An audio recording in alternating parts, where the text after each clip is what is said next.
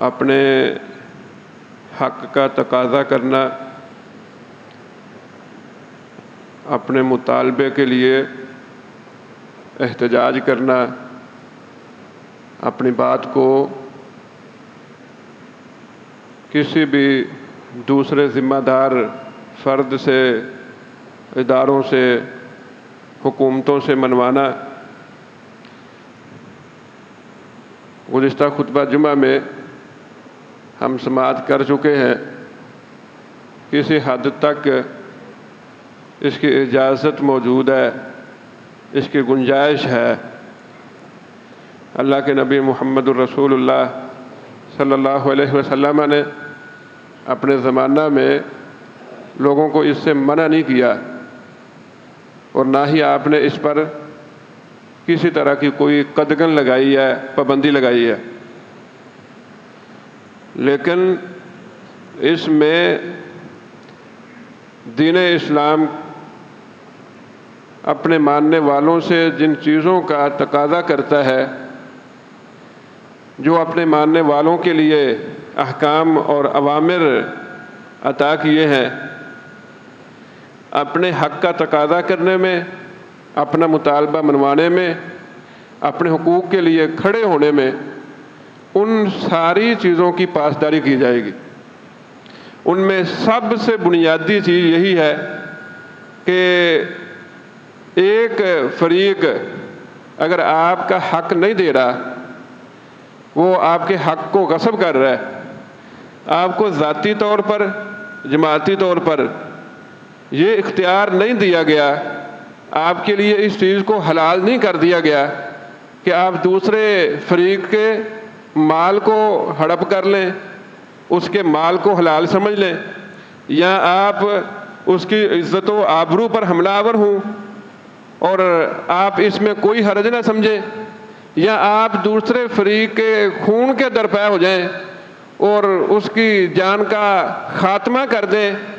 حرام ہے شریعت اسلامیہ میں ہر مسلمان کا دوسرے مسلمان پر خون بھی، مال بھی اور عزت و آبرو بھی۔ آپ کو حق مل گیا الحمدللہ، نہیں ملا صبر کر لیں گے، اللہ آپ کو قیامت والے دن اس کا بہت بڑا اجر دے گا۔ لیکن اگر آپ صبر نہیں کر سکتے، اپنے حق کے لیے کھڑا ہوتے ہیں، اپنے حق کا تقاضا کرتے ہیں اور اپنے حق کا مطالبہ کرتے ہیں، تو آپ کو بڑی احتیاط کرنی ہوگی، بڑی ہی ذمہ داری کا مظاہرہ کرنا ہوگا، جو نبی کریم صلی اللہ علیہ وسلم نے تعلیمات اپنی امت کو دی ہیں۔ اب ہم جس معاشرے میں رہ رہے ہیں، جس دور میں جی رہے ہیں، اس میں کوئی بڑا گناہ باقی نہیں رہ گیا۔ کسی مسلمان کا خون بہانا، کسی مسلمان کے مال پر حملہ کرنا، کسی مسلمان کے متعلق اپنی زبان کو کھولنا۔ ایک وہ بندہ جو 5 وقت کا نمازی ہے، جو باشرع ہے، جو تہجد گزار ہے، جو ایک ایک قدم کو پھونک کر احتیاط کے ساتھ رکھنے والا ہے، اللہ سے بڑا ڈر اپنے سینے میں رکھنے والا ہے، آج کے ان حالات میں، اس پراپوگنڈے کے اندر وہ اس قدر متاثر ہو گیا، اسے پرواہ ہی نہیں رہی کہ میں اپنی زبان سے کیا بول رہا ہوں، میں اپنے ہاتھ سے کس کا نقصان کر رہا ہوں، میں اپنے ہاتھ سے کیا لکھ رہا ہوں۔ اللہ تبارک و تعالی قیامت والے دن مجھ سے میرے بولے ہوئے ایک ایک لفظ کے بارے میں پوچھے گا۔ جو میں اپنے ہاتھ سے لکھ رہا ہوں، مجھے اللہ کے ہاں اس کا جواب دہ ہونا پڑے گا۔ جو میں اپنے ہاتھ کے ساتھ کسی کو نقصان دے رہا ہوں، قیامت والے دن مجھے اس کا پورا اللہ کے ہاں جواب دہ ہونا ہے، بدلہ میں نے اس کا چکانا ہے، اپنی نیکیاں اس بندے کو دینی ہے۔ میری نیکیاں ختم ہو گئی، میں دوسرے فریق کے گناہ اپنے اوپر لے لوں گا۔ دنیا میں جو نیکیاں کر رہا ہوں، میں نمازیں پڑھ کے، میں رمضان کے روزے رکھ کے، میں عمرہ حج کر کے، میں صدقہ و خیرات کر کے، اگر دوسروں کے ساتھ اس طرح کے تعامل کے اوپر چل رہا ہوں، میرے محترم بھائیوں، ساری میری نیکیاں رائگاں ہو جائیں گی۔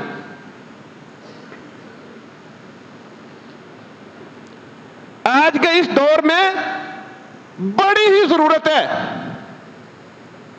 احتیاط کرنے کی، اپنے نیک اعمال کو بچانے کی، اپنی نیکیوں کی حفاظت کرنے کی۔ کسی نے کوئی نام دے دیا، کسی نے کوئی نام دے دیا، میری محبت، میرا دل کسی کے ساتھ لگ گیا، مجھے کوئی پسند آ گیا، میں اب ان سارے بہانوں اور ہیلوں کے ساتھ ان ساری چیزوں کو جائز قرار دیے بیٹھا ہوں۔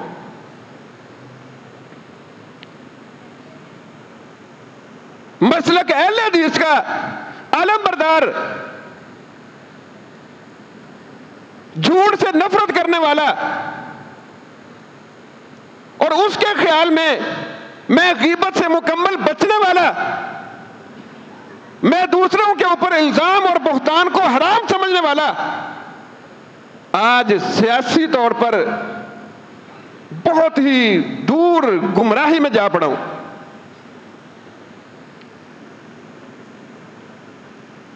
بہت بڑی غلطی ہے، بہت وبال ہے۔ لوگوں نے سمجھ لیا ہے افضل الجہادی کلمۃ حق عند السلطان الجائر۔ نبی کریم صلی اللہ علیہ وسلم نے فرمایا سب سے بہترین جہاد یہ ہے کہ آپ ظالم بادشاہ کے سامنے کلمہ حق کہیں۔ کیا یہ حدیث صرف میں نے سنی ہے؟ کیا یہ اللہ کے نبی علیہ السلام کا فرمان آج سے 1400 سال پہلے کا نہیں ہے؟ اللہ کے نبی محمد الرسول اللہ صلی اللہ علیہ وسلم فرما گئے سب سے بہترین جہاد، سب سے افضل جہاد ظالم بادشاہ کے سامنے کلمہ حق کہنا ہے۔ لیکن کیا اس کا انداز یہی ہے جو ہم نے اختیار کیا ہے؟ الزام لگا کے، بہتان باندھ کے، روڈ جام کر کے، مال لوٹ کے، آگ لگا کے، لوگوں کی عزت و آبرو پہ حملہ کر کے، ہر وقت اپنے آپ کو لوگوں کے اوپر مسلط کر کے، کیا روڈ کے اوپر کھڑا ہو کے اس طرح کلمہ حق کسی بادشاہ کو کہا جائے گا؟ میرے محترم بھائیوں، یہ کوئی طریقہ نہیں ہے۔ بہت غلط استدلال لیا ہے، بہت غلط معنی سمجھا اس حدیث کا۔ میں اگر غلطی کروں، آپ میری غلطی کو دیکھیں تو آپ میری غلطی کی اصلاح کیسے کریں گے؟ باہر چوک پہ کھڑے ہو کے، روڈ جام کر کے، لوگوں کی زندگی اجیرن بنا کے، کسی کے گھر کو آگ لگا کے، کسی کی گاڑی کے شیشے توڑ کے، کسی کے عزت و آبرو کے اوپر حملہ آور ہو کے۔ میرے محترم بھائیوں، اس کا طریقہ ہے کہ آپ مجھے بتائیں، میری غلطی کو اگر آپ کسی دوسرے کو بتا رہے ہیں تو آپ میری غیبت کر رہے ہیں۔ وہ چیز میرے اندر موجود ہے، آپ کا حق بھی یہ بنتا ہے، آپ میری اصلاح کرنا چاہتے ہیں، آپ میرے پاس آئیں۔ میں نے آپ کے اندر کوئی چیز دیکھی ہے، مجھے آپ کے پاس جانا چاہیے۔ میں دوسرے لوگوں کے پاس جا کے اگر وہی چیز بیان کروں گا، وہی چیز ذکر کروں گا، یہ غیبت ہے۔ اور کتنا بڑا گناہ غیبت، سارا دن ہمارا گزر جاتا ہے، صبح اٹھنے سے لے کے رات سونے تک، رات لیٹ نائٹ تک ہماری مجلسیں سجتی ہیں، اور وہ موضوع یہی ہے۔ میرے محترم بھائیوں، ایک حد تک آپ کو اجازت ہے، آپ احتجاج کر سکتے ہیں، اپنا حق لے سکتے ہیں، اس کا سوال کر سکتے ہیں، مطالبہ کر سکتے ہیں۔ سب سے پہلی جس احتیاط کا ہم نے پہلو نہیں چھوڑنا کہ پر امن رہ کے مہذب طریقے سے اس کو کیا جائے. وہ ایسا نہ ہو کہ آپ اس میں آپے سے باہر ہو جائیں. آپ اس حق کو لینے کی بجائے آپ دوسروں کے گناہ اپنے اوپر لے لیں. آپ اپنی نیکیاں دوسروں کو دینے والے ہو جائیں. اللہ تبارک و تعالی قرآن مجید میں ارشاد فرماتے ہیں وَلَا تَسْتَوِي الْحَسَنَةُ وَلَا السَّيِّئَةُ. نیکی اور بدی برابر نہیں ہے. ادفع بالتی ہی احسن السیئہ. آپ نے برائی کو اس طریقے سے دور کرنا جو سب سے اچھا ہے. برائی کو دور کرنا ہے, برائی کو ختم کرنا ہے اس طریقے سے جو احسن ہے, سب سے اچھا ہے.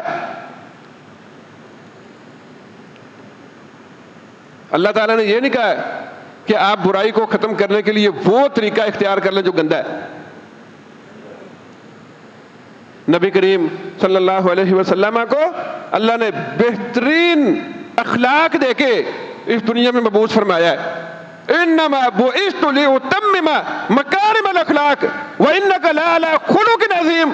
اللہ کے نبی محمد رسول اللہ صلی اللہ علیہ وسلم نے لوگوں کے اندر سے برائیاں ختم کی ہیں, ان کی گندی عادتوں کا خاتمہ کیا ہے, ان سے گناہ چھڑوائے ہیں, ان کو راہ راست پہ لے کے آئے ہیں. لیکن آپ نے طریقہ وہی اختیار کیا جو سب سے اچھا ہے. آپ اپنا حق لینے کی آڑ میں دوسروں کو گالی نہیں دے سکتے, برا بھلا نہیں کہہ سکتے, دوسروں کی غیبت نہیں کر سکتے, دوسروں کے اوپر الزام نہیں لگا سکتے. آپ کو یہ حق نہیں دیا گیا. اپنے حق کو لینے کی آڑ میں آپ دوسروں کے اوپر چڑھ دوڑیں. نبی کریم صلی اللہ علیہ وسلم ارشاد فرماتے ہیں لیس المؤمن بالطعان ولا اللعان ولا الفاحش ولا البذی. مومن لعن تان کرنے والا نہیں ہوتا, بےہودہ بکنے والا نہیں ہوتا, فضول بولنے والا نہیں ہوتا. مومن کا خاصہ یہ ہے سچ بات کرنے والا ہوتا ہے, خیر بولنے والا ہوتا ہے, اپنے آپ کو خاموشی کے اوپر لگانے والا ہوتا ہے.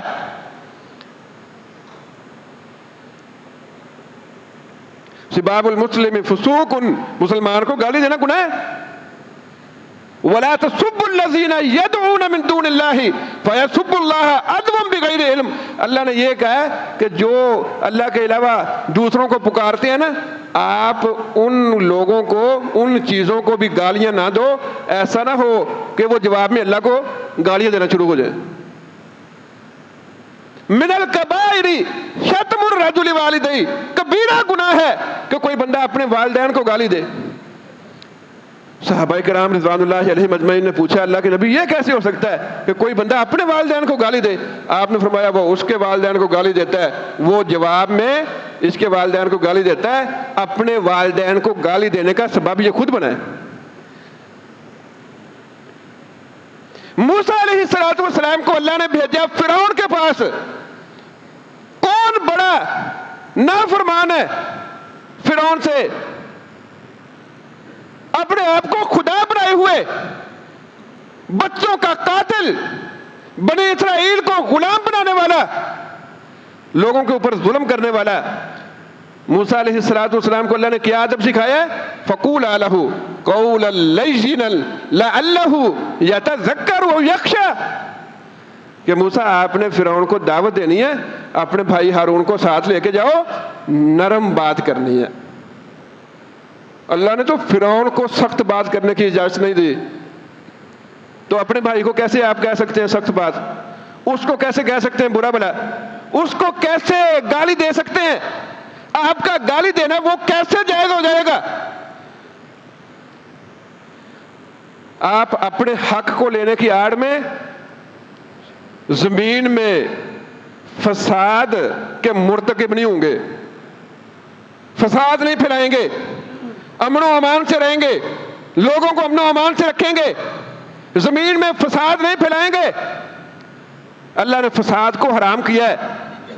ولا تفسدوا فی الارض بعد اصلاحها، زمین میں فساد نہ پھیلاؤ۔ منافق کی اللہ نے نشانی بیان فرمائی ہے، وَإِذَا تَوَلَّى سَعَىٰ فِي الْأَرْضِ لِيُفْسِدَ فِيهَا وَيُهْلِكَ الْحَرْثَ وَالنَّسْلَ۔ جب چلتا ہے نا، جب حرکت کرتا ہے تو اس کی پوری کوشش فساد کی ہوتی ہے، اس کی پوری کوشش ہوتی ہے کھیتیوں کو اجاڑ دے، لوگوں کو برباد کر دے، لوگوں پر ان کا روزگار تنگ کر دے۔ وَيُهْلِكَ الْحَرْثَ وَالنَّسْلَ، یہ منافق کی نشانی اللہ نے قرآن میں بیان کی ہے۔ آپ نے اپنا حق لینا ہے، اب لوگوں کو درپے کیوں ہو گئے؟ کوئی بیمار ہے، اس نے دوائی کیسے لینی ہے؟ کوئی مزدور ہے، اس نے مزدوری کہاں سے کرنی ہے؟ کسی کے گھر میں آٹا نہیں ہے، اس نے کہاں سے لینے جانا ہے؟ آپ کو اپنے حق کی پڑی ہے، دوسروں کے حقوق کی آپ کو پرواہ ہی نہیں ہے۔ ان اللہ لا يحب المفسدین، اللہ فساد کرنے والوں کو پسند نہیں کرتا۔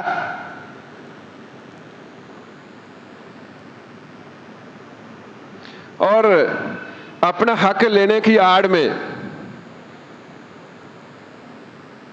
آپ لوگوں کو خروج کے اوپر نہیں لگائیں گے، بغاوت کے اوپر نہیں ابھاریں گے، توڑ پھوڑ کے اوپر نہیں لگائیں گے، حکومتوں پر قبضے نہیں کریں گے، اپنے حاکم کو گرائیں گے نہیں۔ یہ اسلام کا مزاج نہیں ہے، یہ بغاوت ہے۔ وَلَا تَبْغِ الْفَسَادَ فِي الْأَرْضِ، فساد کے زمرے میں آتا ہے۔ ہمارے سلف نے کبھی بھی اس راہ کو اختیار نہیں کیا۔ امام مالک رحمہ اللہ مدینہ منورہ میں سب سے بڑے محدث، ایک گستاخی پہ، ایک نافرمانی پہ جو انہوں نے بادشاہ کی تھی، گدھے کے اوپر بٹھایا گیا، منہ کالا کیا گیا، مدینہ کی گلیوں میں چکر لگائے گئے، اور امام مالک گدھے کے اوپر سوار ہیں، چکر لگایا جا رہا ہے، اور آپ کہہ رہے ہیں کہ جو مجھے پہچانتا ہے وہ تو پہچانتا ہے، جسے میری پہچان نہیں ہے نا وہ بھی مجھے پہچان لے کہ میں مالک ہوں، میں مالک بن انس ہوں۔ انہوں نے کتنے لوگوں کو ساتھ لے کے باہر چوک کو جام کیا تھا، بلاک کیا تھا، لوگوں کو بادشاہ کے محل کا محاصرہ کرنے کا کہا تھا، گھراؤ کا کہہ دیا تھا، اور یہ کہا تھا کہ کوئی بندہ اس بادشاہ کی اطاعت نہیں کرے گا، کوئی اس کے حکم کی تعمیل نہیں کرے گا، سارے بغاوت کا اعلان کر دیں۔ امام مالک رحمہ اللہ نے جو تکلیف ان کے اوپر آئی ہے اس کو صبر و تحمل سے برداشت کیا ہے۔ امام احمد بن حنبل، ان کی تاریخ بڑی شاندار ہے۔ ایک بادشاہ نے مارا، دنیا سے چلا گیا، دوسرا آیا اس نے بھی مارا، وہ بھی دنیا سے چلا گیا، تیسرا آیا اس نے مارا، وہ چلا گیا، چوتھا آیا اس نے رہا کیا۔ امام مالک، امام احمد کیا جرم تھا؟ کوئی کسی کا قتل نہیں کیا، کوئی چوری نہیں کی، کوئی کسی کا وہ ڈاکہ نہیں مارا، کوئی کا حق غصب نہیں کیا۔ ایک مسئلہ بیان کر رہے ہیں، بادشاہ کو پسند نہیں ہے، بادشاہ کہتے ہیں میری سمجھ میری رائے کے موافق لوگوں کو فتویٰ دو۔ امام احمد بن حنبل کہتے ہیں نہیں، کوئی چودراہٹ کی لڑائی نہیں ہے، کوئی ملک کی لڑائی نہیں ہے، کوئی صوبے کی گورنری کا مسئلہ نہیں ہے، دین کی بات ہے۔ امام احمد سچے تھے، بادشاہ جھوٹا تھا، غلط تھا، لیکن امام احمد کو مجبور کر رہا ہے۔ امام احمد نے مار کھائی ہے، تشدد برداشت کیا ہے، جیل کی قید کاٹی ہے، لیکن حق سے واپس نہیں آئے، اور اپنے ماننے والوں کو بادشاہ کے خلاف کھڑے ہونے کا نہیں کہا. ہمارے سلف نے یہ نمونہ چھوڑا ہے. میرے محترم بھائیوں، جو انتشار آج ہمارے اس وطن عزیز کے اندر ہے، اس گزرے ہفتہ میں، پچھلے 1.5-2 ہفتے کے اندر کتنے لوگوں سے آپ نے بھی سنا ہوگا ہم نے ملک لے کے کیا کیا ہے، غلط کیا ہے. ہمارا ہمسایہ فلاں جگہ چلا گیا، فلاں نے یہ کر لیا. میرے محترم بھائیوں، یہی نقصان ہے. ہم نے 71 کے اندر اس ملک کو 2 لخت ہوتے دیکھا ہے، پڑھا ہے. کیا آج ہم اپنے ان لیڈروں کی اقتداء میں کہیں اس راہ پہ تو نہیں چل پڑے؟ ہمارے یہ لیڈر جن کو ہم نے پارٹیوں کی سربراہی سونپی ہے، آپ نے بہت دفعہ ان سے سنا ہوگا کہ یہ 71 کا سانحہ دوبارہ ہو جائے گا، یہ اگر آپ نے کیا تو یہ ہو جائے گا. میرے محترم بھائیوں، یہ اللہ نے ملک ہمیں اس لیے نہیں دیا، ہم اس کی قدر نہیں کر رہے.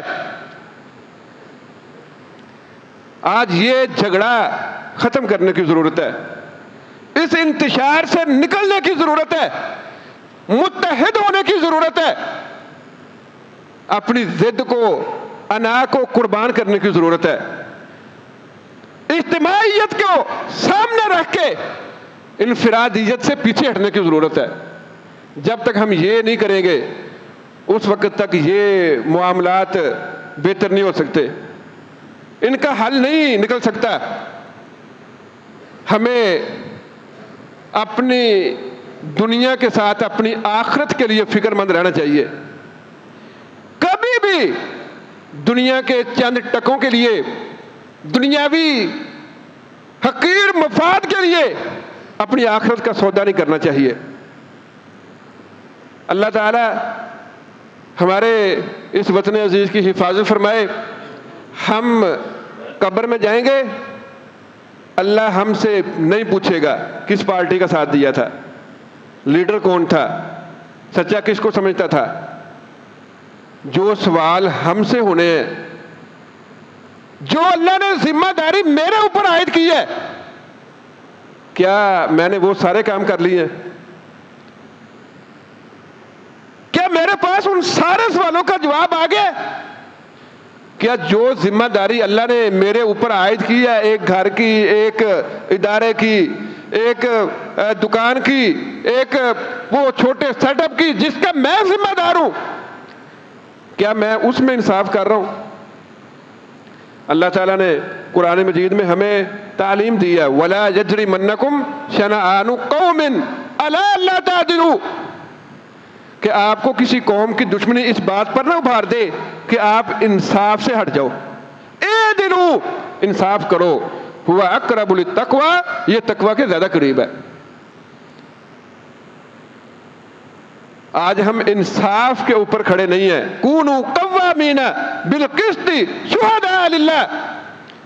صرف ایک بندہ ہمارے دل کو اچھا لگتا ہے، اس کو دوسرا اچھا لگتا ہے، اس کو تیسرا اچھا لگتا ہے. اب ہم سب کے سب اس تقسیم کے اندر ہے اور یہ تقسیم گہری ہوتی جا رہی ہے. کسی وقت ہمارے ملک کا نقصان کیا تھا مذہبی، مسلکی، فرقہ واریت نے، اور آج یہ سیاسی فرقہ واریت اس سے کہیں بڑا فتنہ بن کے ہمارے اس معاشرے کو کھانے کے لیے تیار ہے.